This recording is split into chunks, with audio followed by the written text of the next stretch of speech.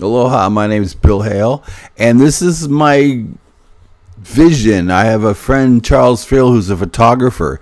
He's should be considered a legendary photographer. He's been photographing for damn near 60 years, all over the world. He was a publisher, published some great books, not only on his subjects, his photographs, but on various artists and painters and photographers in the Cape Cod area. He won several Ben Franklin Awards for his publishing. Charles is a good guy. No matter what, he's a photographer first. He's done a lot of things, but it's been photography. I mean, great finding the shots and stuff. This is, he snapped a selfie of him and I. This is like 11 years ago. And we've been kind of in contact the last 3 or 4 years. We've been heavily in contact.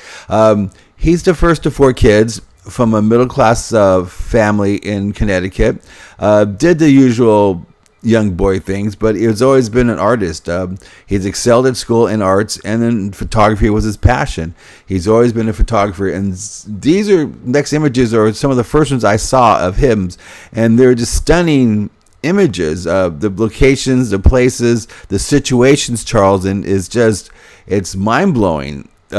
This might be some other better travel photographers, but are they a publisher? Do they have the daring to do this? And this is Muddy Waters, and he got his first album cover, I guess, when he was 16 or something like that.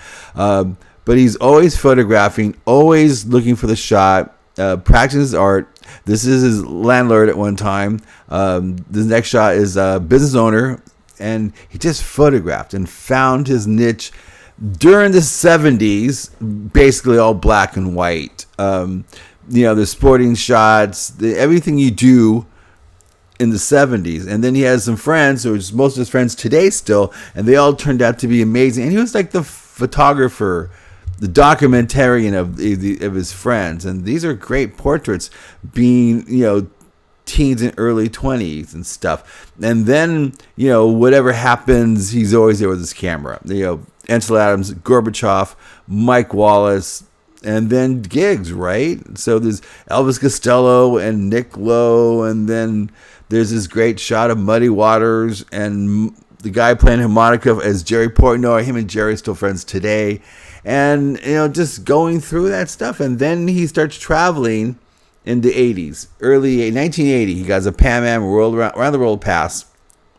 And he goes to China, he goes to Japan, he goes to Egypt, he goes to India, and then Spain. He does this 3 or 4 times, and just traveling the world, getting these great shots and understanding. Then in the 90s, he gets serious and goes medium format, and just the whole Ansel Adams thing, which is pretty mind-blowing. And then in 2000s, he finds himself in Cape Cod.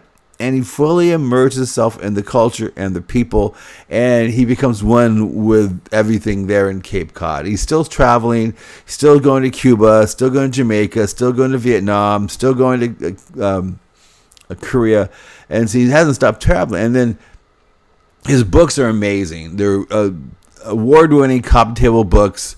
We have them for incentives for the page. Some of them are just really rare. But Charles calls himself a people photographer. And you can see it in the eyes of the people and the smiles. And these are all just one shot, 1 or 2 shots. He doesn't take like 1,400 shots of anything. It's just 1 or 2 shots. He's walking, he sees the vision, he takes the photograph, and he's gone down the street for the next one. Doesn't matter if he's in Korea or he's in Cape Cod. It's people are people to Charles, and that's a very humanitarian way to think about things. He doesn't have prejudice. He goes everywhere, and people love Charles. This lady's one shot. It's amazing. And his photographs are beautiful. He captures light, and his compositions are impeccable just for being 1 or 2 shots. That's my thing. It's kind of mind-blowing. And then when I get to Cape Cod, I want to interview all his friends, because they all have great stories. I want the world to know the interaction. What makes Charles tick? What makes his photography so good? Why are his friends so much liking Charles for? Because he's a likable guy, and so I'm trying. I've been 2 years now into this project. I did curated 2 gallery shows here in Honolulu with really well response. I've been talking to his old friends. We're going through his archives. There's another batch of hard drives to go through still. And there it is. I'm calling it F8 and Be There, the life and photograph of Charles Fields. And this is a picture of his amazing wife. She passed away lately. And this is Charles and I last year on their journey. This is the photograph. We curated a gallery together. This is a studio in Truro. It's been nonstop, and now it's time to hand the project over to the world to get funding to put it all together to bring it to everybody. He's an amazing photographer.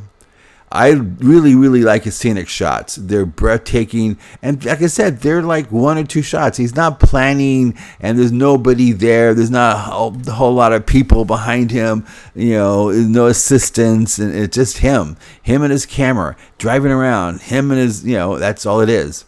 So there, it's called F8 and Be There, the life and photograph of Charles Fields. Check the page out. We have some great things going on there, and we'll talk to you later. Thank you. Aloha.